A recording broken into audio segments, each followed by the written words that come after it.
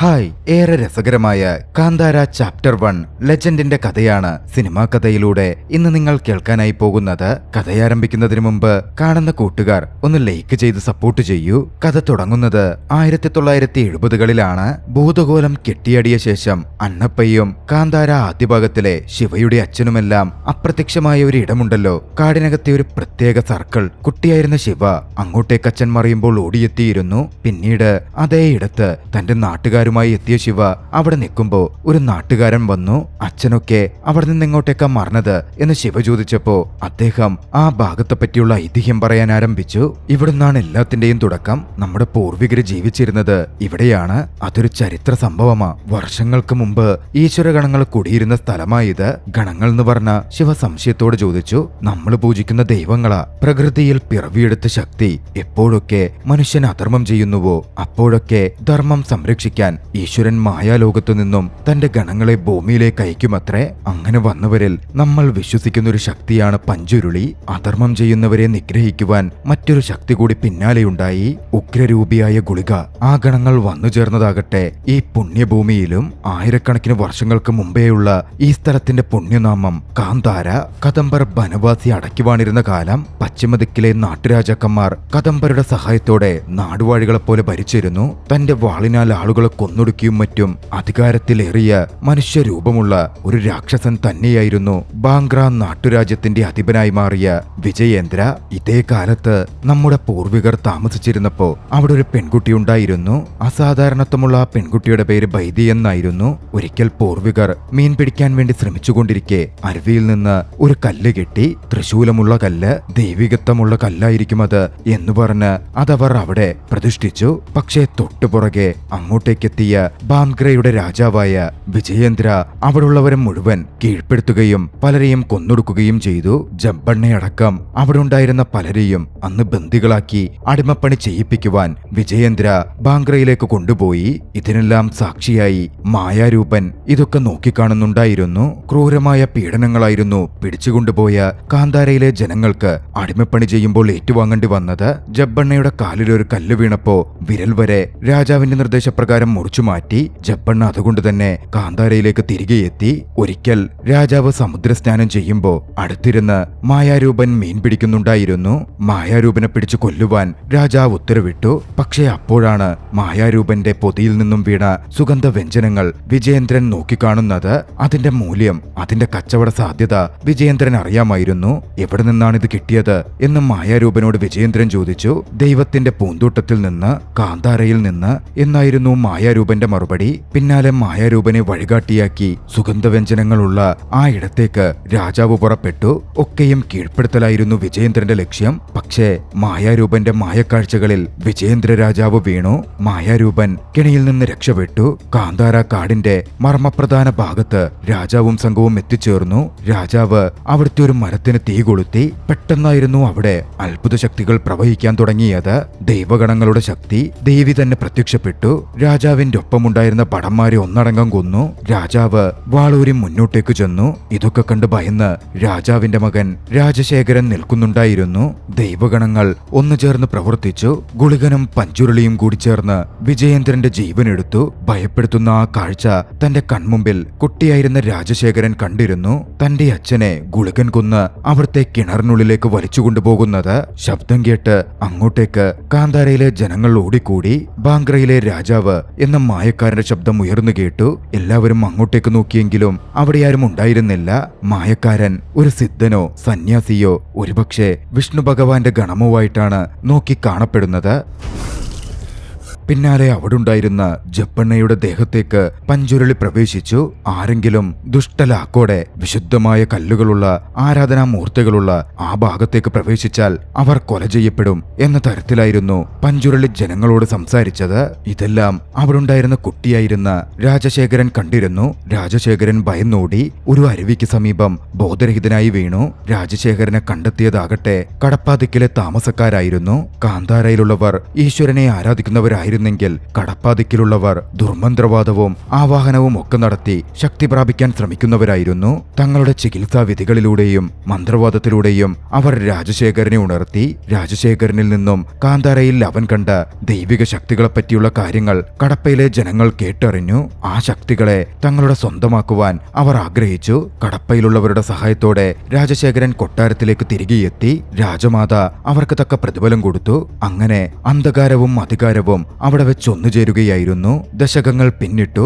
രാജശേഖരൻ രാജാവായി. പക്ഷേ കാന്താരയോടുള്ള രാജശേഖരന്റെ ഭയം പോയതേയില്ല. ധർമ്മം കളങ്കപ്പെടുമ്പോൾ വീണ്ടും ഈശ്വരന്റെ ഇടപെടലുണ്ടാകും. ഇതെല്ലാം നടന്ന ആ മണ്ണിലാണ്, ആ കിണറിലാണ് പിന്നീട് ഒരു കുട്ടി കാണപ്പെട്ടത്. പുരിദൈവം അതിനു ചുറ്റിലും കാവലായി കാണപ്പെട്ടിരുന്നു. ആ കുട്ടിയെ കണ്ടതാകട്ടെ ബൈദിയായിരുന്നു. ഗ്രാമത്തലവനായി മാറിയ ജബ്ബണ്ണയെ വിളിച്ച് ബൈദി കുഞ്ഞിനെ കാണിച്ചു കൊടുത്തു. ആർക്കും വേണ്ടാതെ കിണറിൽ നിന്ന് കിട്ടിയ ആ കുട്ടിയെ തന്റെ മകനെ പോലെ ബൈദി വളർത്താൻ ആരംഭിച്ചു. മായാരൂപൻ ഇതെല്ലാം നോക്കിക്കാണുന്നുണ്ടായിരുന്നു. ബർമയെന്ന് ആ കുട്ടിക്ക് അവൾ പേരിട്ടു. ഇതേ സമയം മറുവശത്ത് ബാങ്ക്രയിലാകട്ടെ രാജശേഖരന് അടുത്ത കുട്ടി കൂടി ജനിച്ചു, ഒരു പെൺകുഞ്ഞ്. രാജശേഖരന് അതിനു മുമ്പേ മറ്റൊരു മകൻ ജനിച്ചിരുന്നു. കുലശേഖരൻ എന്നായിരുന്നു അവന്റെ പേര്. ജനിച്ച ഇളയ കുട്ടിക്ക് കനകവതി എന്ന് രാജശേഖരൻ പേരിട്ടു. പക്ഷേ കനകവതിയുടെ കൈകാലുകൾക്ക് ചലനമുണ്ടായിരുന്നില്ല. കടപ്പ നിവാസികളുടെ സഹായത്തോടെ, ദുർമന്ത്രവാദത്തിന്റെ സഹായത്തോടെ മരണത്തിലേക്ക് പോയിരുന്ന കനകവതി പുനർജീവിപ്പിക്കപ്പെട്ടു. രാജശേഖരൻ കടപ്പയിലെ ജനങ്ങളോട്, മന്ത്രവാദികളോട് അതിന് നന്ദി അറിയിച്ചു. ബർമെ വളർന്നു വരാൻ ആരംഭിച്ചു. ബർമയ്ക്ക് മാത്രം മായാരൂപനെ കാണാമായിരുന്നു. മായാരൂപൻ ബർമയോട് സംസാരിക്കും. കാന്താരയിലെ ജനങ്ങൾ ഇതൊക്കെ അതിശയത്തോടെ നോക്കിക്കാണാറുണ്ടായിരുന്നു. അവർക്കാർക്കും മായാരൂപനെ കാണാനേ സാധിക്കില്ല. മറുവശത്ത് കാന്താരയിലെ ബ്രഹ്മരക്ഷസുണ്ട് എന്ന വിശ്വാസത്തിന്റെയും ഭയത്തിന്റെയും കാര്യങ്ങൾ പറഞ്ഞ് രാജശേഖരൻ തന്റെ മക്കളായ കുലശേഖരനെയും കനകവതിയെയും വളർത്തിക്കൊണ്ടുവന്നു. കാന്താരയിലെ ജനങ്ങൾ കാട്ടുവിഭവങ്ങൾ ശേഖരിച്ച് അതിൽ ഒരു പങ്ക് ദൈവത്തിന് സമർപ്പിച്ച് ഒരു പങ്ക് അവർക്കെടുത്ത് മറ്റൊരു പങ്ക് ബ്രഹ്മരക്ഷസിന് കാണിക്കെന്ന മട്ടിൽ വനാതിർത്തിയിൽ വെക്കുമായിരുന്നു. കാന്താരയിലെ ജനങ്ങൾ വനാതിർത്തിക്കപ്പുറം ബ്രഹ്മരക്ഷസിന്റെ ഭീഷണിയുണ്ട് എന്ന ഭയത്തിൽ ജീവിച്ചു പോന്നവരാണ്. തലമുറകൾക്കപ്പുറം അത് വലിയ വിശ്വാസമായി വളർന്നു പോന്നു. അതുകൊണ്ട് തന്നെ കാന്താരയിലെ ജനങ്ങൾ ആ വനാതിർത്തി വിട്ട് ബാങ്ക്രയിലേക്കൊന്നും പോവാറേയുണ്ടായിരുന്നില്ല. ബാങ്ക്രയിലുള്ളവർ കാന്താരയിലേക്കും വരാറേയില്ല. വർഷങ്ങൾ കടന്നുപോയി. കുലശേഖരൻ മൂത്ത മകനായതുകൊണ്ട് പ്രായം കുറച്ചെത്തിയപ്പോൾ രാജശേഖരനെ കുലശേഖരൻ രാജ്യത്തിന്റെ രാജാവായി പട്ടാഭിഷേകം ചെയ്തു. പക്ഷെ ഒരു രാജാവാകാൻ തീർത്തും യോഗ്യതയില്ലാത്ത വ്യക്തിയായിരുന്നു കുലശേഖരൻ. മദ്യപിച്ച് മതോന്മത്തനായി പെണ്ണുപിടിച്ചും മറ്റും പ്രശ്നങ്ങളുണ്ടാക്കി നടക്കുന്ന ഒരുവൻ. മോശം കൂട്ടുകെട്ടുകളും കുലശേഖരൻ ഉണ്ടായിരുന്നു. ദൈവത്തിലോ രാജ്യത്തെ ജനങ്ങളുടെ സന്തോഷത്തിന്റെ കാര്യത്തിലോ ഒന്നും കുലശേഖരൻ ഒന്നും തന്നെ ശ്രദ്ധിച്ചിരുന്നില്ല. തന്റെ സന്തോഷവും ധൂർത്തും ആർഭാടവും ഒക്കെയായിരുന്നു അയാൾക്ക് പ്രിയം. അയാൾ രാജാവായപ്പോൾ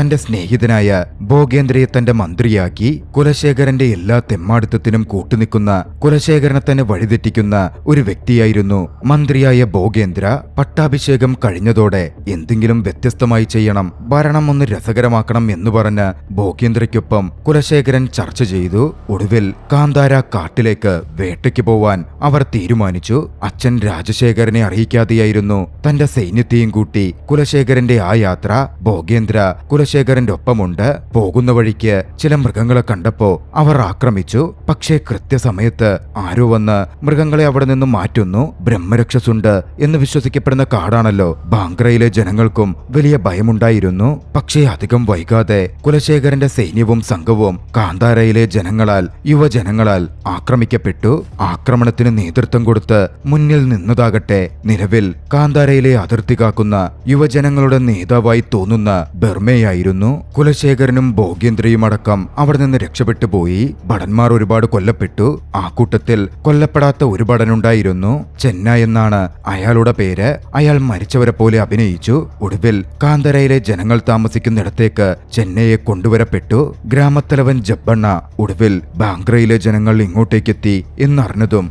കടുത്ത തീരുമാനമെടുത്തു. എല്ലാവരും ആയുധങ്ങൾ വെച്ച് സുരക്ഷിതത്വത്തോടെ വേണം ഇനി ഉറങ്ങുവാൻ. തങ്ങളുടെ ജനങ്ങളെ പിടിച്ചുകൊണ്ടുപോയി അടിമകളാക്കാൻ ഒരുപക്ഷെ ഇനിയും ബാങ്ക്രയിലെ രാജാവും മറ്റും വരും. പക്ഷേ ഇതൊന്നും യുവജനങ്ങളായ ബർമയ്ക്കും കൂട്ടുകാർക്കുമൊന്നും വലിയ മതിപ്പുണ്ടായി ഉണ്ടായിരുന്നില്ല. ജബ്ബണ്ണ രാജാവ് പിടിച്ചുകൊണ്ട് പോയപ്പോ കാലുമുറിക്കപ്പെട്ടപ്പോ പേടിച്ചു തിരിച്ചോടി വന്നതാണ് എന്ന മട്ടിലായിരുന്നു അവർ കരുതിയിരുന്നത്. ബാങ്ക്രയിലേക്ക് പോവാനും കാന്താരയ്ക്കപ്പുറം കാണാനും ബർമയടക്കം ആഗ്രഹിച്ചിരുന്നു. ചെന്ന മരിച്ചിട്ടില്ലെന്നും മനസ്സിലാക്കിയതും ചെന്നൈ ഉപയോഗിച്ച് ബാങ്ക്രയിലേക്ക് പോവാൻ അവർ തീരുമാനിച്ചു. കാന്താരയിലെ ജനങ്ങളെ അറിയിക്കാതെ ജബ്ബണ്ണയെയും മറ്റും അറിയിക്കാതെ പോവാനായിരുന്നു അവരുടെ തീരുമാനം. ദേവഗണങ്ങൾക്ക് മുമ്പിൽ പ്രാർത്ഥിച്ച് കൊല്ലപ്പെട്ട ഭടന്മാരുടെ വസ്ത്രം ധരിച്ച് ഭടന്മാരെ പോലെ ചെന്നൈയെ മുന്നിൽ നിർത്തി അവർ ബാങ്ക്രയിലേക്ക് പുറപ്പെട്ടു. പോകുന്ന വഴിക്ക് കാന്താരയിൽ ഉണ്ടെന്ന് വിശ്വസിക്കപ്പെടുന്ന ബ്രഹ്മരക്ഷസിന്റെ കഥയും ചെന്നൈ ഒന്ന് പേടിപ്പിക്കാൻ വേണ്ടി ബർമയെ പറയുന്നുണ്ട്. ഒടുവിലവർ ബാങ്ക്രയിലെ പ്രവേശന കവാടത്തിനടുത്തെത്തി. സംഗപ്പ എന്നു പേരുള്ള ഒരു വ്യക്തിയാണ് ആ പ്രവേശന കവാടവും കൊട്ടാരവുമൊക്കെ നിർമ്മിച്ചത് എന്ന് ചെന്നാസമയം പറയുന്നുണ്ട്. അങ്ങനെ ചെന്നൈയെ മുന്നിൽ നിർത്തി ഭടന്മാരുടെ വേഷവിധാനത്തോടെ ബർമയും കൂട്ടുകാരും ബാങ്ക്ര രാജ്യത്തിന്റെ അകത്ത് കടന്നു. അവിടെ അടിമജീവിതം നയിക്കുന്ന താഴേക്കിടയിലുള്ള മനുഷ്യന്മാരെ അവർ നോക്കിക്കാണുന്നുണ്ട്. ബർമയെ ചുറ്റിലും നോക്കി നിൽക്കുമ്പോൾ അതുവഴി വന്നിരുന്ന കനകവതിയെ കണ്ടു. അവിടെ പുതിയ അമ്പലത്തിന്റെ നിർമ്മാണം നടക്കുകയാണ്. അങ്ങോട്ടേക്ക് എത്തിയ കനകവതിയെ കണ്ടതും ബർമ അവളിൽ ആകൃഷ്ടയായിരുന്നു. ശ്രീകോവിലിലെ പ്രതിഷ്ഠയുടെ പണികൾ ആരംഭിക്കുകയാണ്. അപ്പോഴാണ് കല്ലിൽ ശില്പം കുത്താൻ ആരംഭിച്ചതും ഒരു കൽപ്പീസ് തെറിച്ച് അവിടുത്തെ തേനീച്ചക്കൂടിലിടിച്ചത്. തേനീച്ച ഇളകാൻ തുടങ്ങി. എല്ലാവരും ഭയന്നോടി. മൊത്തത്തിൽ ഒരു കലുഷിതാന്തരീക്ഷം. തേനീച്ചകൾ കനകവതിയെയും കുത്താൻ വരുന്നുണ്ടായിരുന്നു. അത് കണ്ടതും ബർമയെ അങ്ങോട്ടേക്ക് ചെന്ന് രാജകുമാരിയെ സംരക്ഷിച്ചു. ഇരുവരുടെയും കണ്ണുകൾ പരസ്പരം ഉടക്കി. പ്രശ്നങ്ങൾ തീർന്നപ്പോ ബർമ എഴുന്നേറ്റു. രാജകുമാരി ചോദിച്ചു, നിങ്ങളൊരു ഭടനാണോ? നിന്നെ രക്ഷിക്കാൻ ഭടനാവണമെന്നുണ്ടോ എന്നായിരുന്നു ബർമയുടെ മറുചോദ്യം. അത് കണ്ടതും താൻ കുടുങ്ങുമല്ലോ എന്ന് ചിന്തിച്ച് ചെന്നൈ ഉടനടി ബർമയെ അവിടെ നിന്ന് മാറ്റി. വൈകാതെ അവർ അവിടുത്തെ കച്ചവടയിടത്തേക്ക് തിരിഞ്ഞു. കച്ചവടങ്ങൾ നടക്കുന്നത് ബർമയെ ആദ്യമായി കാണുകയായിരുന്നു. ബാർട്ടർ സമ്പ്രദായത്തിൽ വസ്തുക്കൾ കൊടുത്ത് വസ്തുക്കൾ വാങ്ങുന്നു. അപ്പോഴാണ് അവിടുള്ള ഇരുമ്പിന്റെ ആയുധങ്ങളും അമ്പും വില്ലുമെല്ലാം ബർമയെ കാണുന്നത്. പക്ഷേ അവിടെ നിന്ന് ആയുധം വാങ്ങാൻ അവർ ശ്രമിച്ചെങ്കിലും ഒന്നുകിൽ കച്ചവട സാധനങ്ങൾ കൊടുക്കുകയോ അല്ലെങ്കിൽ രാജാവിന്റെ ഉത്തരവ് വേണം എന്ന കാര്യം അവർ മനസ്സിലാക്കി. ഇതിനിടയിൽ അവിടെ ഒരു പ്രശ്നമുണ്ടായി. ഒരാൾ കച്ചവടത്തിനെത്തിച്ച സുഗന്ധവ്യഞ്ജനങ്ങൾ മോഷ്ടിക്കാൻ ശ്രമിച്ചു. സൈനികർ അയാളെ കൈയോടെ പിടികൂടി. അയാളിൽ നിന്ന് സുഗന്ധവ്യഞ്ജനങ്ങൾ താഴെ വീണു. അവിടെത്തിയ ബർമയുടെ കൂട്ടുകാർ അത് കണ്ടു. അവരുടെ അവിടെ ഉണ്ടാകുന്ന സുഗന്ധവ്യഞ്ജനങ്ങൾ തങ്ങളുടേതാണെന്ന് പറഞ്ഞ് താഴെ വീണ അത് അവർ പെറുക്കിയെടുക്കാൻ തുടങ്ങി. സൈനികർക്ക് അതോടെ സംശയമായി. അവർ സൈനികരല്ലെന്ന് മനസ്സിലാക്കി അവരെ പിടികൂടാൻ മുതിർന്ന സൈനികൻ ഉത്തരവിട്ടു. പിന്നെ അവിടെ നടന്നത് ഒരു ഏറ്റുമുട്ടലായിരുന്നു. തന്റെ കൂട്ടുകാർ പിടിക്കപ്പെടുന്നത് കണ്ട് ബർമയെ എത്തി ഒരു ഏറ്റുമുട്ടൽ തന്നെ ആരംഭിച്ചു. കൂടുതൽ സൈനികർ വരുന്ന കണ്ടതും അവിടെ ഉണ്ടായിരുന്ന രഥമുരുട്ടി അതുവഴി രക്ഷപ്പെടാൻ അവർ ശ്രമിച്ചു. നീണ്ട ഒരു ഫൈറ്റ് തന്നെയായിരുന്നു അത്. ആ ഭാഗത്തേക്ക് എത്തിയിരുന്ന രാജകുമാരി കനകവതിയും ഇതൊക്കെ നോക്കിക്കാണുന്നുണ്ട്. ഒടുവിൽ രഥം അപകടത്തിൽപ്പെടുന്ന അവസ്ഥയായി. സൈനികർ തന്നെയായിരുന്നു കൊക്കയിലേക്ക് വീഴാതെ രഥം തടഞ്ഞു നിർത്തി അവരെ രക്ഷപ്പെടുത്തിയത്. ബർമയും കൂട്ടാളികളും അറസ്റ്റ് ചെയ്യപ്പെട്ടു. പിന്നാലെ രാജസന്നിധിയിലേക്ക് അവർ എത്തിക്കപ്പെടുകയാണ്. കുലശേഖരന്റെ രാജസന്നിധിയിൽ വെച്ച് ചന്തയിൽ അവർ മോഷ്ടിക്കാൻ ശ്രമിച്ചെന്നും പിടിക്കാൻ ശ്രമിച്ചപ്പോ അവിടെ വലിയ നാശനഷ്ടം സൃഷ്ടിച്ചു എന്നും മുതിർന്ന സൈനികൻ പറഞ്ഞു. അവർ എവിടുത്തുകാരാണ് എന്ന് കുലശേഖരൻ ചോദിച്ചപ്പോ ബർമെ കാന്താര എന്ന് പറഞ്ഞു. അത് കേട്ടതും രാജസദസ്സിലുള്ള ഏവരും ഞെട്ടിയിരുന്നു. കാന്താരയിലെ ജനങ്ങളെ കിട്ടിയിരിക്കുന്നു. കുലശേഖരന് അത് പ്രതികാരം വീട്ടാനുള്ള അവസരം കൂടിയായിരുന്നു. മുത്തച്ഛനെ കാന്താരയിലെ ജനങ്ങൾ ചതിച്ചു കൊന്നതാണ് എന്ന് പറഞ്ഞ കുലശേഖരൻ ബർമയെയും കൂട്ടുകാരെയും കെട്ടിയിട്ട് ക്രൂരമായി മർദ്ദിച്ചു. ഒടുവിൽ കൊല്ലുന്നതിന്റെ വക്കിൽ വരെ എത്തി. ബർമയ്ക്ക് പക്ഷേ രാജാവെന്നോ കുലശേഖരനെന്നോ ഒന്നുമുണ്ടായിരുന്നില്ല. തികഞ്ഞ അവജ്ഞയോടെയായിരുന്നു കുലശേഖരനോട് ബർമയെ സംസാരിച്ചത്. ഒടുവിൽ കുലശേഖരൻ ബർമയെ കൊല്ലുമെന്ന ഘട്ടം എത്തിയപ്പോ അങ്ങോട്ടേക്ക് രാജശേഖരൻ കടന്നു വന്നു. കുലശേഖരനെ തറന്ന രാജശേഖരൻ കാന്താരയിലുള്ളവർ എന്തിനാണ് ഇങ്ങോട്ടേക്ക് വന്നതെന്ന് തിരക്കി. ഇവിടുള്ളവർ ഞങ്ങളുടെ അവിടം സന്ദർശിക്കുമ്പോ ഞങ്ങൾക്കെന്തേ ഇങ്ങോട്ടേക്ക് വന്നുകൂടെ എന്നായിരുന്നു ബർമയുടെ മറുചോദ്യം. രാജശേഖരൻ അത് കേട്ട് ഞെട്ടി. കുലശേഖരനും സംഘവും കാന്താരയിൽ പോയിരുന്നുവെന്ന് മനസ്സിലാക്കി. കുലശേഖരനെ ചീത്ത പറഞ്ഞവർ നിന്ന് പറഞ്ഞയച്ചു. അന്ന് രാത്രിയിലെ ഭക്ഷണ സമയത്ത് കാന്താരയിലെ തടവുപുള്ളികളെ പറ്റിയായിരുന്നു സംസാരമുണ്ടായത്. രാജശേഖരൻ കാന്താരയിലെ ജനങ്ങളെ എതിരിടാൻ നിൽക്കണ്ട എന്ന് കുലശേഖരനോട് പറഞ്ഞു. പക്ഷേ തന്റെ മേൽ അച്ഛൻ ഇങ്ങനെ അധികാരം കാണിക്കുന്നതും മറ്റും കുലശേഖരൻ ഇഷ്ടപ്പെടുന്നുണ്ടായിരുന്നില്ല. കുലശേഖരൻ അവിടുത്തെ ജോലിക്കാരെ പീഡിപ്പിച്ചായിരുന്നു തന്റെ ഫ്രസ്ട്രേഷൻ തീർത്തത്. ബർമയും കൂട്ടുകാരും തടവറയിലേക്ക് മാറ്റി മാറ്റപ്പെട്ടു. കഥ അവിടെ നിന്നും ബൂബയെന്നും പെപ്പെയെന്നും പേരുള്ള രണ്ടുപേരിലേക്ക് തിരിയുന്നു. ബൂബ അച്ഛനും പെപ്പെ മകനുമാണ്. ബൂബയ്ക്കാണ് തുറമുഖത്തെ കച്ചവടത്തിന്റെ മേലധികാരമുള്ളത്. പെപ്പെ സൈനികനാണ്. പ്രത്യേകിച്ചും ജയിൽ മേധാവിയെ പോലെ ബൂബ പണ്ട് രാജാവിന്റെ വിശ്വസ്ത സൈനികനായിരുന്നു.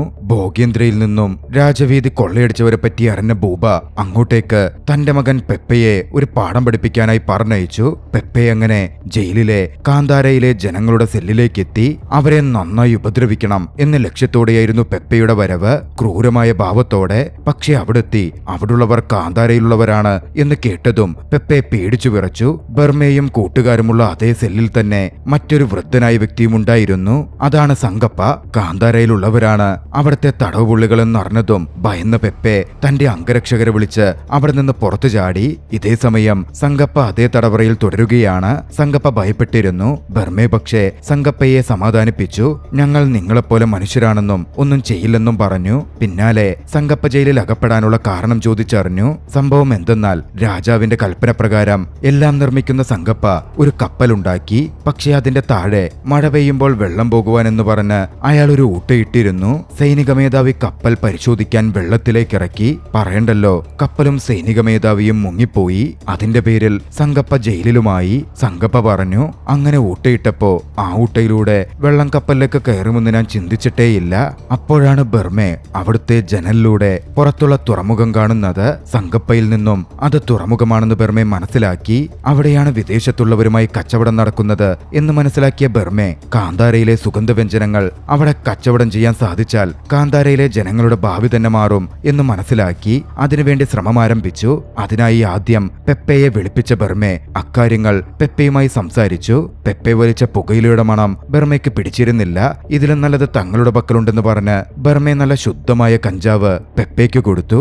അത് വലിച്ച പെപ്പെ കിളിപാറി ബർമെ പറയുന്നതൊക്കെ അനുസരിക്കും എന്ന അവസ്ഥയിലെത്തി. പിന്നാലെ കച്ചവടത്തെപ്പറ്റി സംസാരിക്കാൻ ജയിലിൽ നിന്ന് ബർമയെ പുറത്തിറക്കി പെപ്പെ തന്നെ ബൂബയുടെ അടുത്തെത്തിച്ചു. ബൂബയും കഞ്ചാവ് വലിച്ചു. കച്ചവടത്തിന് വേണ്ട എല്ലാ സഹായങ്ങളും ചെയ്തു നൽകാം എന്ന് ബൂബ പറയുകയും ചെയ്തു.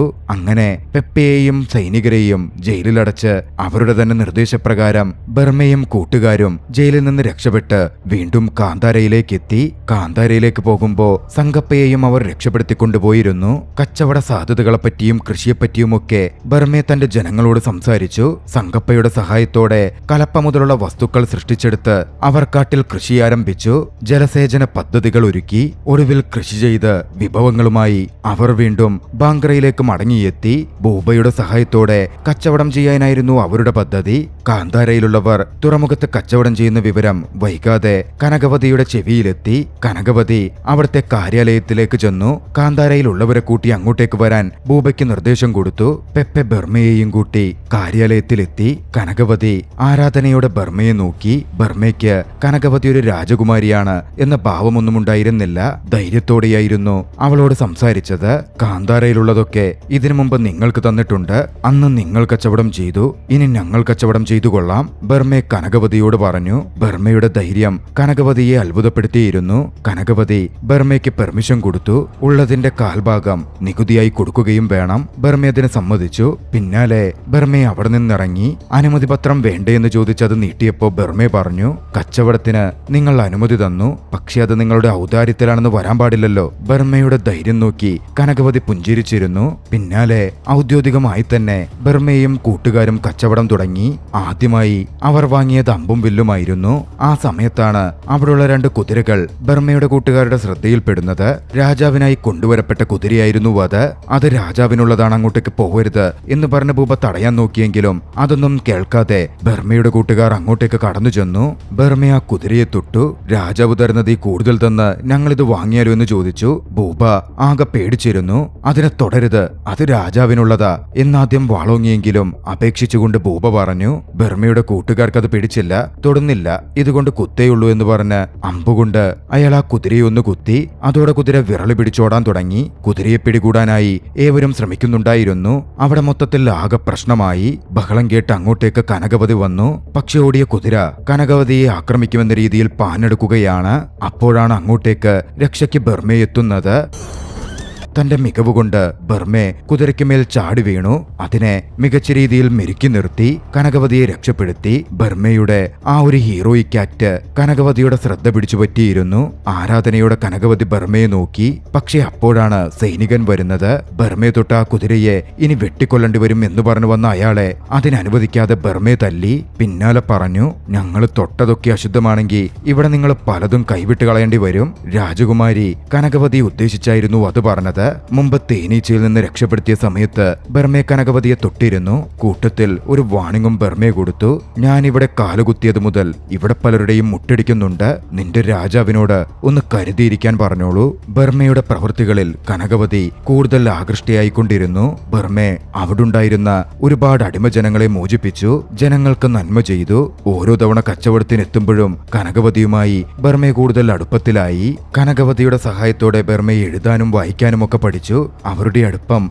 രാജ്യത്തെ ജനങ്ങളും നോക്കിക്കാണുന്നുണ്ടായിരുന്നു. കച്ചവടം ചെയ്ത സാധനങ്ങളൊക്കെയായി ബർമയും സംഘവും കാട്ടിലേക്ക് തിരികെ എത്തി. പക്ഷേ കൂടുതലുണ്ടെങ്കിൽ കൂടുതൽ സാധനങ്ങൾ വാങ്ങാമല്ലോ എന്ന പ്രതീക്ഷ ബർമയ്ക്ക് വന്നിരുന്നു. സുഗന്ധവ്യഞ്ജനങ്ങൾ കൂടുതൽ കളക്ട് ചെയ്യണമെങ്കിൽ ഉൾക്കാട്ടിലേക്ക് പോകണം. കാന്താരയിലെ കുറച്ചു ജനങ്ങൾക്കെങ്കിലും അതിൽ പേടിയുണ്ടായിരുന്നു. എന്നിരുന്നാലും ബർമയും കൂട്ടരും ഉൾക്കാട്ടിലേക്ക് പോവാൻ തീരുമാനിച്ചു. പക്ഷേ ഉൾക്കാട്ടിലേക്കുള്ള യാത്രാമധ്യേ വല്ലാത്തൊരു ശബ്ദം അവരെ ഒരിടത്തെത്തിയപ്പോൾ ചുറ്റിവരിയാൻ തുടങ്ങി. നോക്കുമ്പോൾ അങ്ങോട്ടേക്കൊരു പുലി കടന്നു വരുന്നു. കാന്താരയിലെ ജനങ്ങൾ വല്ലാതെ പേടിച്ചിരുന്നു. ഒടുവിൽ പുലിക്ക് മുന്നിലായി പെട്ടത് ബർമയെ മാത്രമായി. ബർമയ്ക്ക് നേരെ പുലി നടന്നെടുക്കാൻ ആരംഭിച്ചു. പിന്നിലേക്ക് നീങ്ങിയ ബർമെ താഴെ വീണു. ഭയത്തോടെ ബർമയെ പുലിയെ നോക്കിക്കൊണ്ടിരുന്നു. പുലി ബർമയുടെ തൊട്ടടുത്തെത്തി കണ്ണുകളിലേക്ക് നോക്കി. പുലിയുടെ കണ്ണുകൾ പെട്ടെന്ന് തീഗോളം പോലെ പ്രകാശിച്ചു. അതൊരു ദേവഗണമാണ്, പുലിദൈവമാണ് എന്ന കാര്യം ബർമയെ തിരിച്ചറിഞ്ഞു. ഇതേ സമയം ബർമയുടെ കണ്ണുകളിലും അതേ തീഗോളം പ്രകാശിക്കാൻ ആരംഭിച്ചു. ബർമയും ഒരു ദേവഗണമാണ് എന്നവിടെ വെച്ച് വെളിപ്പെടുകയായിരുന്നു. പിന്നാലെ പുലിദൈവം തിരികെ പോയി. അവിടെ സ്ഥാപിക്കപ്പെട്ട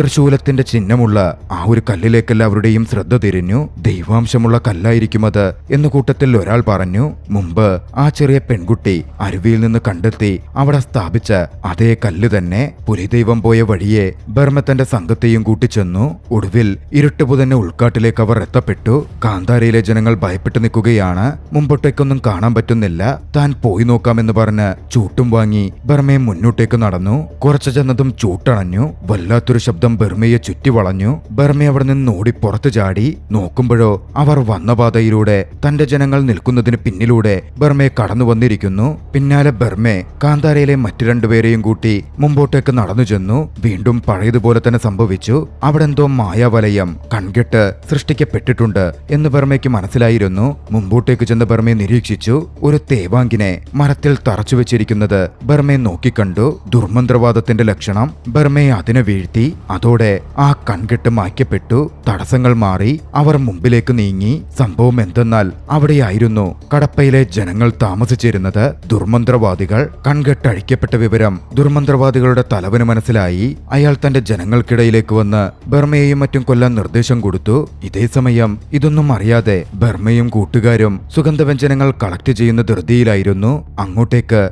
കടപ്പയിലെ അക്രമകാരികൾ എത്തി. ശക്തമായ ഏറ്റുമുട്ടലായിരുന്നു പിന്നെ നടന്നത്. കടപ്പയിലെ ജനങ്ങൾ പരാജയപ്പെടുമെന്ന ഘട്ടമെത്തിയപ്പോ അവർ ദുർമന്ത്രവാദം പ്രയോഗിച്ചു. കുട്ടിത്തേവാങ്കുകൾ എത്തി അവർക്കെതിരെ വലിയ ആക്രമണം നടത്താൻ തുടങ്ങി. കാന്താരയിലെ ജനങ്ങൾ പരാജയപ്പെടുമെന്ന ഘട്ടമെത്തി. ബർമയെ പിടികൂടപ്പെട്ടു. ബർമയുടെ തലവെട്ടാൻ പോകുന്നു. കൃത്യസമയം ഒരു മുരൾച്ച കേട്ടു. അങ്ങോട്ടേക്ക് പുലിദൈവം കടന്നുവരികയായിരുന്നു.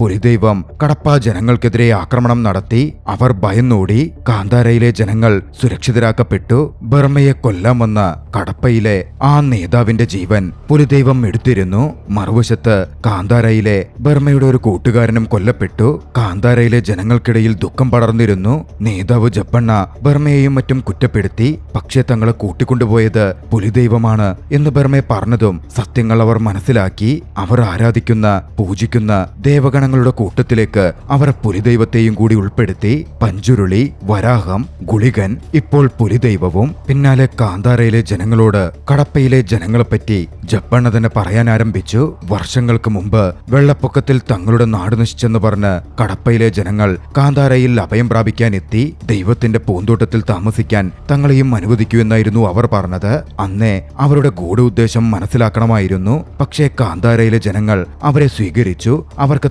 താമസിക്കാനുള്ള സൗകര്യങ്ങൾ നൽകി. പക്ഷെ അവരുടെ ഉദ്ദേശം തന്നെ മറ്റൊന്നായിരുന്നു. ദുർമന്ത്രവാദവും മറ്റും ചെയ്ത് ദൈവങ്ങളുടെ ശക്തി ആവാഹിക്കുക. അതിനായി അവർ ശ്രമം ആരംഭിച്ചു. ദൈവത്തിന്റെ ശക്തി ഉന്നതിയിൽ അവിടെയുണ്ടെന്ന് മനസ്സിലാക്കിയ അവർ ബന്ധനം സൃഷ്ടിക്കുവാൻ വേണ്ടി കുട്ടിത്തേവാങ്ങിന്റെ രക്തം ഉപയോഗപ്പെടുത്തി. അവരുടെ ദുർമന്ത്രവാദത്തിന്റെ പ്രവൃത്തികൾ വൈകാതെ അവിടെ കാണപ്പെട്ടു തുടങ്ങി. പൂക്കൾ കരിഞ്ഞു, മൃഗങ്ങൾ ചത്തുവീഴാൻ തുടങ്ങി. കാന്താരയിലെ ജനങ്ങൾക്ക് അപ്പോഴാണ് കടപ്പയിലെ ജനങ്ങളുടെ ഉദ്ദേശം മനസ്സിലാവുന്നത്. പിന്നെ അവിടെ വലിയൊരു ഏറ്റുമുട്ടൽ തന്നെ നടന്നു.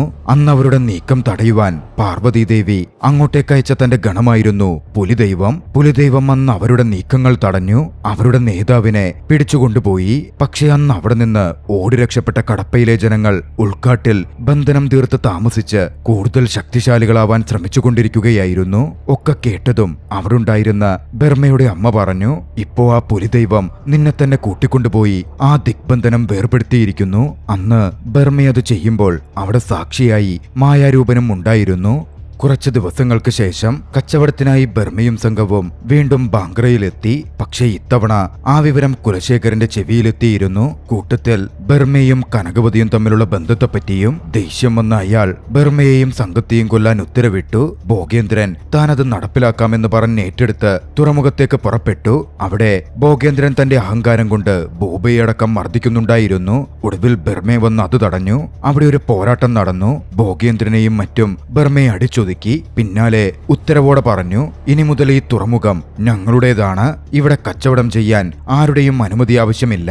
നികുതിയും കെട്ടേണ്ടതില്ല.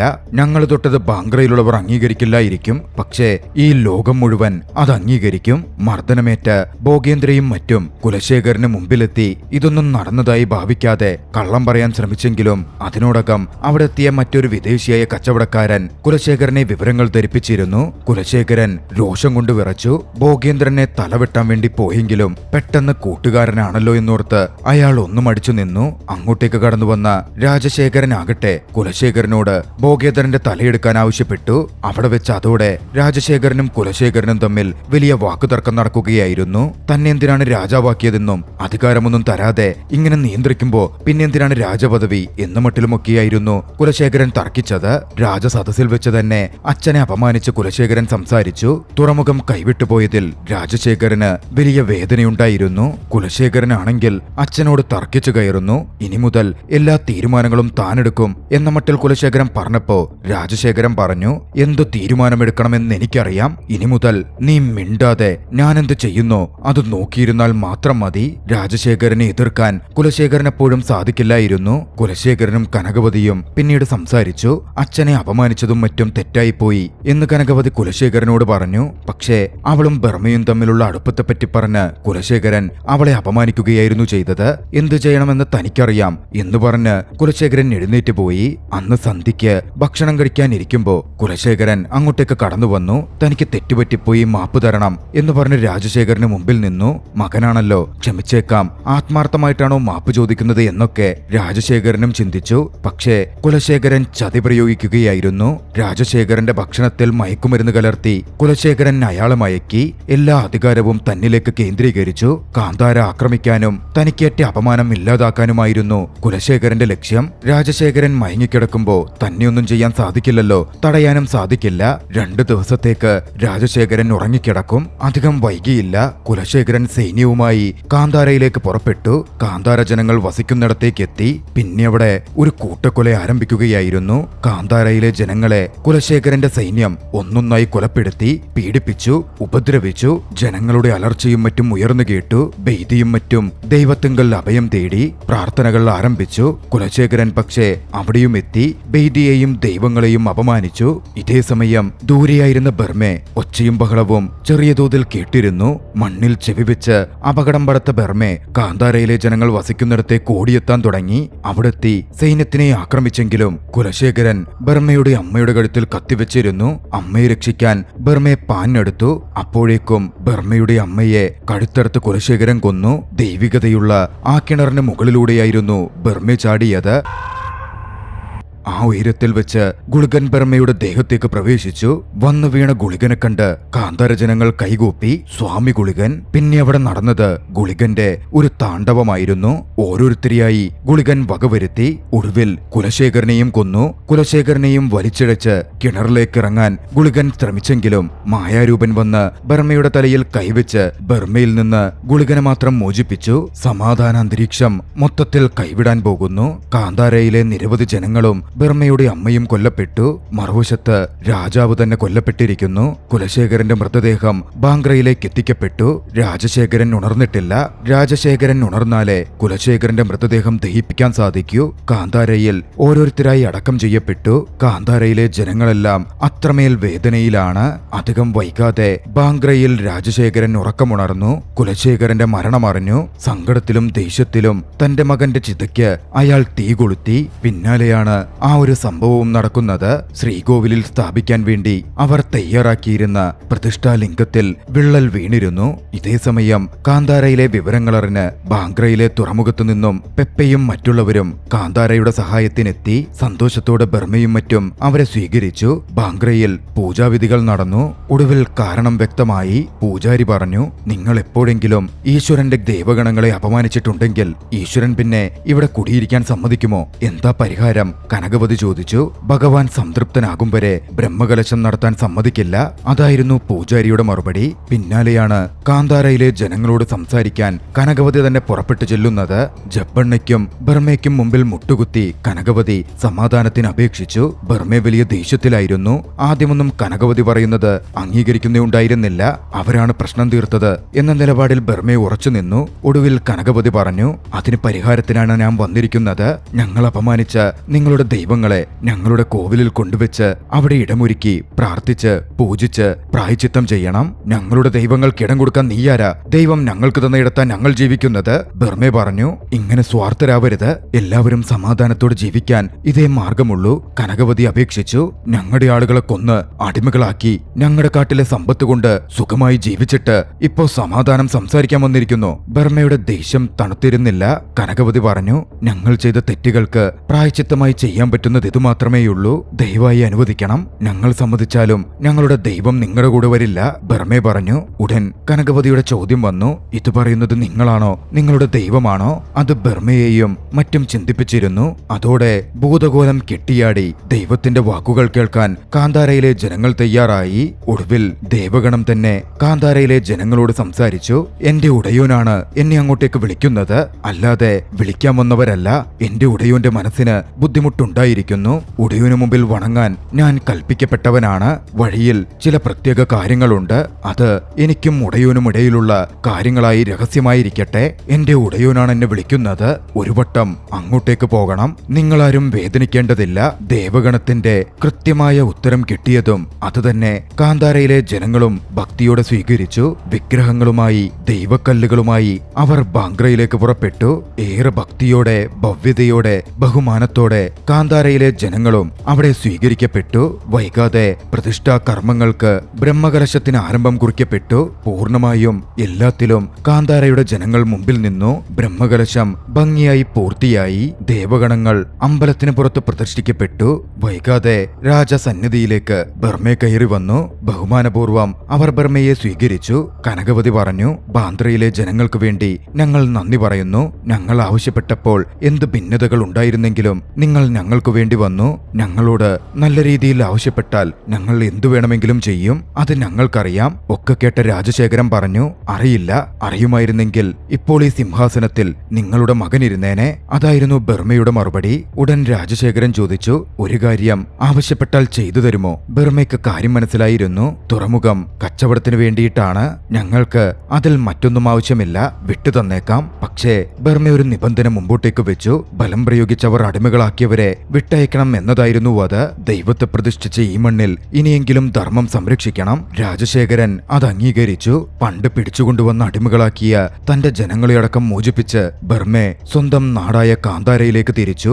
അന്ന് രാത്രി ഉറങ്ങാൻ കിടന്ന രാജശേഖരൻ മായാരൂപനെ സ്വപ്നം കണ്ടു. ദൈവങ്ങളെ കൂട്ടുപിടിച്ച് അധർമ്മം പ്രവർത്തിക്കാനാണ് നീ പോകുന്നതല്ലേ എന്ന മട്ടിൽ മായാരൂപൻ സ്വപ്നത്തിൽ വന്ന് രാജശേഖരനോട് ചോദിക്കുന്നുണ്ടായിരുന്നു. ഇതേ സമയം മറുവശത്ത് ബർമ്മയും ആ ഒരു കാഴ്ച കണ്ടു. അവന്റെ അമ്മ ആത്മാവായി അവന്റെ അടുത്തെത്തി കൈപിടിച്ചു കൊണ്ടുപോയി അവനെ കാണിച്ച ദിവ്യക്കാഴ്ച ദുർമന്ത്രവാദികളായ കടപ്പകൾ മായാരൂപനെ ബന്ദിയാക്കിയിരിക്കുന്നു. അവർ ദുർമന്ത്രവാദത്തിലൂടെ എല്ലാം നശിപ്പിക്കാൻ നോക്കുന്നു. അടുത്ത ദിവസം മുതൽ കാന്താരയിൽ അനർത്ഥങ്ങൾ കാണാനാരംഭിച്ചു. കുട്ടികൾക്ക് പെട്ടെന്ന് അസുഖം പിടിപ്പെടുന്നു. ദൈവവിധി അറിയാൻ ഭൂതകോലം കെട്ടിയാടാൻ തീരുമാനിച്ചു. പക്ഷേ ദൈവം വരുന്നേയില്ല. ദേവഗണങ്ങളെ ആരോ ബന്ധിച്ചിരിക്കുന്നു എന്നായിരുന്നു ഭൂതകോലം കെട്ടിയാടാൻ വന്ന വ്യക്തി പറഞ്ഞത്. അത് സത്യമായിരുന്നു. കടപ്പ് ദിക്കിലുള്ളവർ ബാങ്ക്രയിലെ ക്ഷേത്രത്തിൽ എല്ലാ ദേവഗണങ്ങളെയും തങ്ങളുടെ ദുർമന്ത്രവാദത്താൽ ബന്ധിച്ചിരുന്നു. നടക്കുന്ന കാര്യങ്ങൾ ബർമെ നോക്കിക്കണ്ടു. അതുവരെ നടന്ന കാര്യങ്ങൾ അത്രയും കൂട്ടിയാലോചിച്ച ബർമയ്ക്ക് അപ്പോഴാണ് ഞെട്ടലോടെ ഒരു കാര്യം തിരിച്ചറിയാനായത്. ദിവ്യദൃഷ്ടിയിലും മറ്റുമായി ബർമയ്ക്ക് മുമ്പിൽ അത് വ്യക്തമായി. യഥാർത്ഥ ശത്രു അത് കനകവതിയാണ്. മരണപ്പെട്ട ശേഷം കടപ്പയിലെ മന്ത്രവാദികൾ അവരിലൊരാളുടെ മുലപ്പാല് കൊടുത്ത് പുനർജീവിപ്പിച്ച അതേ കനകവതി അന്ന് ബർമയെ തൊട്ട് ആ വെള്ളക്കുതിരയെ കനകവതി വെട്ടിക്കൊന്നിരുന്നു. അതുപോലെ എല്ലാ കുതന്ത്രങ്ങൾക്ക് പിന്നിലും നിന്നിരുന്നത് കനകവതിയായിരുന്നു. കാന്താര പിടിച്ചെടുക്കാൻ കടപ്പ ജനങ്ങളുടെ സഹായത്തോടെ അവരൊപ്പിച്ച തന്ത്രമായിരുന്നു ദേവഗണങ്ങളെ കാന്താരയിൽ നിന്നും മാറ്റുക എന്നത്. ശ്രീകോവിലിൽ സ്ഥാപിച്ച് ദേവഗണങ്ങളെ ബന്ധിക്കുക. പിന്നീട് കാന്താരയിലെ ജനങ്ങളെ കൊന്നൊടുക്കുമ്പോൾ ഒരു ദൈവവും അവരെ തടയാനെത്തില്ല. ബർമെ തീരുമാനിച്ചുറപ്പിച്ചു. ബാങ്ക്രയിലേക്ക് പോകണം. ദൈവക്കല്ലുകളെ തിരികെ കൊണ്ടുവരണം. കാന്താരയിലെ ജനങ്ങൾക്ക് പ്രചോദനം നൽകിയവൻ സംസാരിച്ചു. ഓരോ അധർമ്മം നടക്കുമ്പോഴും ധർമ്മം രക്ഷിക്കാൻ ദൈവം തന്റെ ഗണങ്ങളെ അയക്കും. ഇപ്പോൾ ഈ ദൈവത്തിന്റെ പൂന്തോട്ടത്തിലുള്ള നമ്മൾ ഓരോരുത്തരും ദൈവത്തിന്റെ ഗണങ്ങളാണ്. കാന്താരയിലെ ജനങ്ങൾ ബാങ്ക്രയ്ക്കെതിരെ പോരടിക്കാൻ പുറപ്പെട്ടു. മറുവശത്ത് കനകവതിയുടെ സഹായത്തോടെ രാജശേഖരനും ദുർമന്ത്രവാദത്തിലൂടെ കരുത്താർജിക്കുകയായിരുന്നു. ദിഗ്ബന്ധനത്തിലൂടെ ദേവഗണങ്ങൾ ബന്ദികളാക്കപ്പെട്ടിരിക്കുന്നു. ഇനി അതും ഭേദിച്ച് ഒരു ശക്തി വന്നാൽ താനത് കൈകാര്യം ചെയ്തോളാം എന്ന് കനകവതി രാജശേഖരനോട് പറയുകയും ചെയ്തു. മൂലസ്ഥാനത്ത് നിന്ന് പിറവിയെടുത്ത് ബർമയ്ക്കെതിരെ പോരടിക്കാൻ രാജശേഖരന് 3 തലമുറകളുടെ ശക്തി വേണമെന്നും അത് ദുർമന്ത്രവാദത്തിലൂടെ രാജശേഖരന് നൽകുകയും ചെയ്യുകയാണ് എന്നും കനകവതി പറയുന്നുണ്ട്. ഒരു വശത്ത് ബർമയും കൂട്ടരും ബാങ്ക്രയിലേക്ക് കടന്നുകയറി കനത്ത യുദ്ധത്തിൽ ഏർപ്പെട്ടുകൊണ്ടിരിക്കുമ്പോൾ മറുവശത്ത് രാജശേഖരൻ തന്റെ ശരീരത്തിലേക്ക് പൂർവികരെ ആവാഹിക്കുകയായിരുന്നു. വിജയേന്ദ്രൻ രാജശേഖരന്റെ അച്ഛൻ രാജശേഖരന്റെ ശരീരത്തിലേക്ക് ദുരാത്മാവായി പ്രവേശിച്ചു. ഒടുവിൽ സമയം രാത്രിയായി. യുദ്ധമുഖത്തേക്ക് ആത്മാവ് കയറിയ രാജശേഖരനും കനകവതിയും എത്തി. ബർമയ്ക്ക് പിടിച്ചു നിൽക്കാൻ പറ്റാത്ത വിധം ദുർമന്ത്രവാദവും ആവാഹനവും ഒക്കെ ചെയ്ത് കരുത്തരായിട്ടായിരുന്നു അവരുടെ വരവ്. കടപ്പയിലെ ജനങ്ങളും കാന്താരയിലെ ജനങ്ങളും പോരാളികളായി ഏറ്റുമുട്ടി. ആവാഹനത്തിലൂടെ ശക്തി നേടിയ രാജശേഖരനെ എതിരിടാൻ ബർമയ്ക്ക് പറ്റുന്നുണ്ടായിരുന്നില്ല. ബർമെ ഏറ്റുമുട്ടലിൽ താഴെ വീണു. അപ്പോഴാണ് അങ്ങോട്ടേക്ക് മായക്കാരൻ എത്തുന്നത്. കൈകൊടുത്ത് മായക്കാരൻ ബർമയെ ഉണർത്തി. അവൻ മായക്കാരനോട് ചോദിച്ചു, ദിഗ്ബന്ധനം ഭേദിക്കാൻ എന്തു ചെയ്യണം? മായക്കാരൻ പറഞ്ഞു, നിന്നെ ആ കിണറിനകത്ത് അവർക്ക് കണ്ടുകിട്ടിയപ്പോ ആരാണ് നിന്നെ അവിടെ ഉപേക്ഷിച്ചതെന്നോ നിന്നെ എന്തിനാണ് അവിടെ ഉപേക്ഷിച്ചതെന്നോ ആർക്കും അറിയാൻ പാടുണ്ടായിരുന്നില്ല. നിന്റെ പിറവിയുടെ ലക്ഷ്യം അറിയിക്കാനുള്ള സമയമായി. പോ, ഗംഗ നിനക്ക് വഴികാട്ടിയാകും. അതും പറഞ്ഞു മായക്കാരൻ രാജശേഖരന് നേരെ നടന്നെടുത്തു. മായക്കാരൻ പറഞ്ഞ പോലെ കിണറിനടുത്തേക്ക് ബർമയെ ഓടിയെത്തി. പഴയ ഓർമ്മകൾ അവന്റെ ഉള്ളിലേക്ക് വന്നു. കുട്ടിയായിരുന്നപ്പോൾ മായക്കാരൻ സംസാരിച്ചത്. ഈശ്വരൻ പണ്ടിങ്ങോട്ടേക്ക് തപസ്സിന് വന്നു, പിന്നീട് ഇവിടെ കുടിയിരുന്നു. മയക്കം അനുഭവപ്പെട്ട് കിണറിനടുത്ത് നിന്ന് ബർമെ കിണറിനകത്തേക്ക് വീണു. താഴെ വീണ ബർമെ അബോധാവസ്ഥയിൽ നിന്നും അരുവിയുടെ തലോടലേറ്റുണർന്നു. മായക്കാരൻ പറഞ്ഞ പോലെ ഗംഗ നിനക്ക് വഴികാട്ടിയാകും. അവിടെ പിന്നാലെ പാറക്കെട്ടിടിഞ്ഞു വീണ് ഒരു ഗുഹ പ്രത്യക്ഷപ്പെട്ടു. അതിനകത്തേക്ക് ബർമെ നടന്നു. ഇതേ സമയം മറുവശത്ത് യുദ്ധമുഖത്താകട്ടെ മായക്കാരൻ രാജശേഖരനെ തടഞ്ഞു നിർത്തിയിരിക്കുകയാണ്. പക്ഷെ അത് ഒരുപാട് നേരം തുടർന്നില്ല. മായക്കാരന്റെ ശക്തിയും ക്ഷയിച്ചു. കനകവതി തന്റെ ശക്തി കൊണ്ട് മായക്കാരനെ ഇല്ലായ്മ ചെയ്തു. മായക്കാരനും വായുവിൽ അലിഞ്ഞ് ഈശ്വരനെ വിളിച്ചില്ലാതായി. ഗുഹയിലൂടെ മുമ്പോട്ടേക്ക് പോയിരുന്ന ബർമയാകട്ടെ മുന്നിലാ കാഴ്ച കണ്ടു. സ്വയംഭൂവായി അവിടുണ്ടായിരുന്ന ശിവലിംഗം, ഈശ്വരൻ തപസ്സിരുന്ന സ്ഥലം, കൂടെ ഒരു തൃശൂലവും. അപ്പോഴാണ് അവിടെ ഒരു മുരൾച്ച കേൾക്കുന്നത്. ബർമയെ അങ്ങോട്ടേക്ക് ചെന്നു നോക്കി. മുടി നിവർത്താൻ പരാജയപ്പെട്ട് അവിടെ ഇരിക്കുന്ന ബ്രഹ്മരക്ഷസ്, കാവലാളായ ബ്രഹ്മരക്ഷസ് ബർമയെ അങ്ങോട്ടേക്ക് കടന്നു കയറിയതാണെന്ന് ചിന്തിച്ച് ബർമയെ ആക്രമിക്കാൻ തുടങ്ങി. ഭീമാകാരനായ ബ്രഹ്മരക്ഷസിന് മുമ്പിൽ പിടിച്ചു നിൽക്കാൻ ബർമയ്ക്ക് സാധിക്കുമായിരുന്നില്ല. ബർമയുടെ അടിപതറി കൊല്ലപ്പെടും എന്ന അവസ്ഥ പോലും വന്നു. ഒരു ഘട്ടത്തിൽ ബ്രഹ്മരക്ഷസ് ബർമയെ വലിച്ചെറിഞ്ഞപ്പോൾ തെറിച്ചു വീണ ബർമയെ താഴെ വീഴാതിരിക്കാൻ വേണ്ടി അവിടുണ്ടായിരുന്ന തൃശൂലത്തിൽ പിടിച്ചു.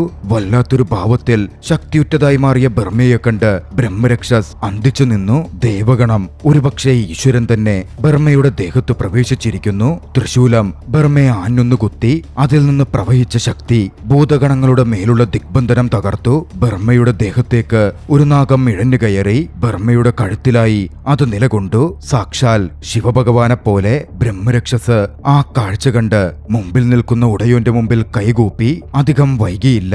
ദിഗ്ബന്ധനം ഭേദിക്കപ്പെട്ടതോടെ ആകാശത്തു നിന്നും ഒരു തീഗോളം യുദ്ധമുഖത്തേക്ക് പാഞ്ഞെടുത്തു. പൊട്ടിത്തെറിയിലൂടെ കടപ്പയിലെ മന്ത്രവാദികളുടെ ജീവനെടുത്തു.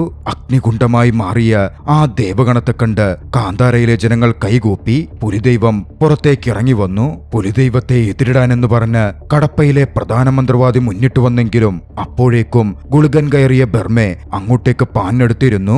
ഗുളികൻ ഒരു നിമിഷം കൊണ്ട് ആ മന്ത്രവാദിയെ ഇല്ലായ്മ ചെയ്തു. ഗുളികൻ പറഞ്ഞപ്പോൾ പുലിദൈവം മടങ്ങിപ്പോയി. ഗുളികൻ രാജശേഖരനെ കൊല്ലുവാൻ മുന്നിലേക്ക് പാഞ്ഞെടുത്തു. പക്ഷേ കനകാവതി വട്ടം വന്നു നിന്നുകൊണ്ട് ഗുളികനെ തടഞ്ഞു പറഞ്ഞു, ദേഹമാസകലം കരിവാരി പൂശിയാൽ തൃശൂലം കയ്യിലെടുത്താൽ നീ ദേവഗണമാവില്ല. നിന്റെ മുമ്പിൽ നിൽക്കുന്നതാണ് സൃഷ്ടിയുടെ ഉറവിടം. സ്ത്രീ ധൈര്യമുണ്ടെങ്കിൽ എന്നോട് ഏറ്റുമുട്ട്. ഗുളികൻ പതിയെ പിൻവാങ്ങിക്കൊണ്ട് പറഞ്ഞു, നീ സ്ത്രീകൾക്ക് തന്നെ അപമാനമാണ്.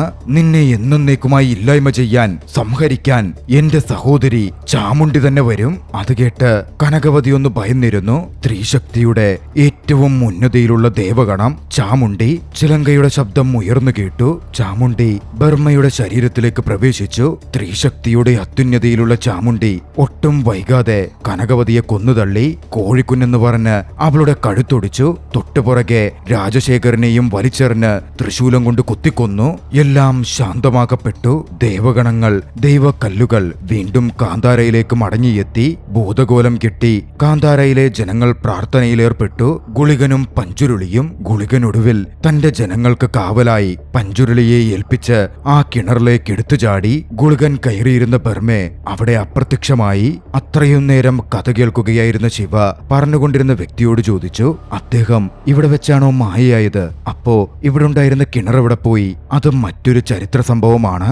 അദ്ദേഹം മറുപടി പറഞ്ഞു. കാന്താരയുടെ അടുത്ത ഭാഗത്തിന് തുടക്കം കുറിച്ച് ചലച്ചിത്രം അവിടെ അവസാനിക്കുന്നു. രസകരമായ ഈ ഒരു ചലച്ചിത്രം നിങ്ങൾക്കിഷ്ടമായെങ്കിൽ വീഡിയോ ലൈക്ക് ചെയ്യുക. അഭിപ്രായങ്ങളും നിർദ്ദേശങ്ങളും കമന്റുകളിൽ രേഖപ്പെടുത്തുക. കൂട്ടുകാർക്ക് ഷെയർ ചെയ്തു കൊടുത്തും ചാനൽ സബ്സ്ക്രൈബ് ചെയ്തും ഞങ്ങളെ സപ്പോർട്ട് ചെയ്യുക. അടുത്ത എപ്പിസോഡിൽ മറ്റൊരു മികച്ച ചലച്ചിത്രവുമായി നമുക്ക് കണ്ടുമുട്ടാം. അതുവരെ ബൈ.